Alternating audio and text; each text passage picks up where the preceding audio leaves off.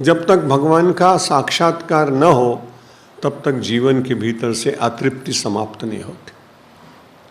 भगवान शंकर को अनेक राक्षसों का वध करना पड़ता है, प्रलय करना पड़ता है, दुष्टों का संहार करना पड़ता है।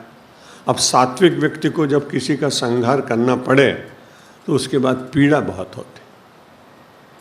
भगत सिंह जी ने कई अंग्रेज़ों को मरवा दिया, चंद्रशेखर आज़ाद की गोली से मरे। कई अच्छे अच्छे क्रांतिकारियों ने देश के लिए कुछ लोगों का वध कर दिया, लेकिन उनको भी उस वध करने के पश्चात सात्विक देश के सात्विक नागरिक होने के कारण उनको भी मन में पीड़ा तो हुई। जब उनसे किसी ने पूछा कि आपने उस अंग्रेज़ को क्यों मार दिया, उसने कहा उसने बहुत लोगों को मारा था। आपको मन में कुछ हुआ? बोला थोड़ी देर का कष्ट हुआ, लेकिन फिर मैंने ऐसा सोचा कि यदि अपने शरीर में कोई बहुत बड़ा फोड़ा हो जाए तो उसको ऑपरेशन करने के लिए तो हम डॉक्टर के पास जाते हैं, और उस समय डॉक्टर जो ऑपरेशन करता है तो उसके हाथ में चाकू होता है, नाइफ होती है। एक दिन में कितने लोगों को ऑपरेशन करता है? इसी प्रकार का काम अगर वो चौराहे के ऊपर करे तो उसको तो कितनी बार उसके खिलाफ FIR दर्ज कराया जा सकता है। लेकिन वहाँ से लौटने के बाद, ठीक होने के बाद, वो व्यक्ति जिसका ऑपरेशन हुआ उस डॉक्टर को धन्यवाद का पत्र लिखता है। अवसर मिल जाए तो उसको कुछ प्रसाद भी देने के लिए जाता है। मेरी बाईपास सर्जरी हुई तो 1987 में तो डॉक्टर पार्कर जो सबसे पहले बैच के बाईपास करने वाले डॉक्टरों में थे, मेरा हुआ। अब उसके बाद मेरे मन में आया कि मैं उनको मिल जाऊँ। अब मुझे तो कुछ पता नहीं भाई, दूसरे देश का कुछ ज्ञान नहीं होता। मैंने सोचा शाल दे देंगे, रुद्राक्ष की माला दे देंगे, गंगा जली दे देंगे। सब लोग हंसने लगे, बोले ऐसा नहीं है, यहाँ तो शैंपन देना पड़ता है। अब ये बड़े आश्चर्य की बात है कि भाई वहाँ की परंपरा के अनुसार मैंने तो नहीं उठाया उसको। मेरे साथ में मनु भाई पटेल मेरे शिष्य थे, मैंने कहा भाई तुम ले चलो, मैं वहाँ थोड़ा स्पर्श करके दे दूँ। तो मैं ये बात कह रहा था कि मन में पीड़ा तो होती है, लेकिन जहाँ हमारे शरीर में फोड़ा हो जाए तो उसका ऑपरेशन कराना पड़ता है। इसलिए क्रांतिकारियों ने इस देश में अन्याय के कीड़े को, फोड़े को फोड़ने के लिए और अपनी गोलियां चलाईं, तो उन्होंने कोई अपराध नहीं किया बल्कि देश को गौरव।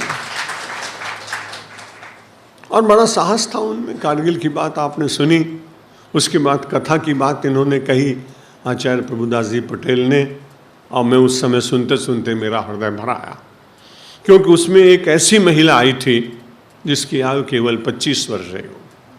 उसका अपने छोटे से बालक को लेके आई थी, और ये बड़े आश्चर्य की बात है कि वो हिंदू नहीं थी, वो मुसलमान थी। जब मैंने उसको देखा तो मैंने कहा देखो, शहीद की कोई जाति नहीं होती, न वो मुसलमान होता है न हिंदू होता है, वो केवल शहीद होता है, वो केवल सैनिक होता है। मेरी बात सुनकर वो बड़ी प्रसन्न हुई।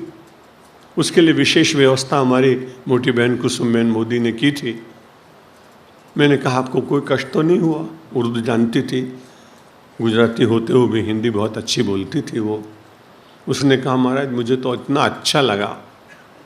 हम कितनी बार जीवन में मस्जिद में गए, मेरे पति को शहीद हुए भी 2 वर्ष 1.5 वर्ष हो गए, लेकिन मेरे किसी मुल्ला ने, किसी पैगंबर ने, किसी मौलवी ने, किसी इमाम ने मुझे बुलाकर, किराया देकर बुलाया हो और अपनी बेटी की तरह से सम्मान दिया हो तो आपने किया है।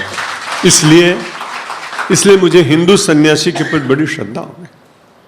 उसके छोटे बच्चे को मैंने कहा पढ़ाई वढ़ाई में कोई खर्च की जरूरत हो तो समन्वय सेवा ट्रस्ट भेजेगा।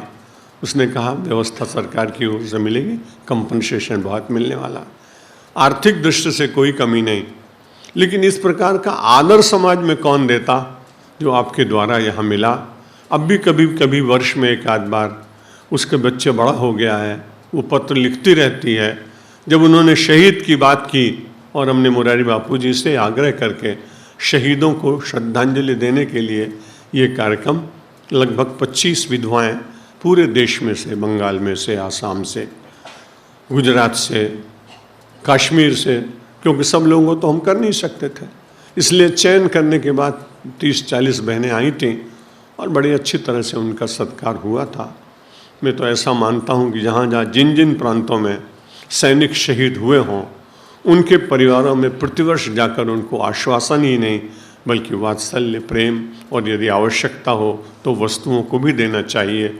मैं तो ऐसा मानता हूँ कि एक बार नाथद्वारा और हरिद्वार न गए तो भी काम चलेगा, लेकिन यदि उनके गांव में जाके आपने कुछ दिया तो परमात्मा आपसे निश्चित रूप से प्रसन्न होगा।